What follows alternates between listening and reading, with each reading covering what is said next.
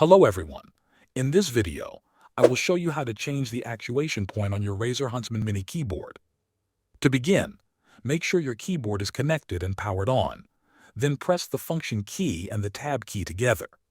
This key combination puts the keyboard into actuation adjustment mode. When you enter this mode, most of the lighting on your keyboard will turn off. This is normal and helps you focus on the actuation setting without distractions. Now press any key on the keyboard to begin testing. You can adjust the actuation point by using the number keys from 1 through 8. Each number represents a different actuation level. Lower numbers mean the keys will activate with a lighter and shorter press. This is ideal for gaming where quick reaction times are important.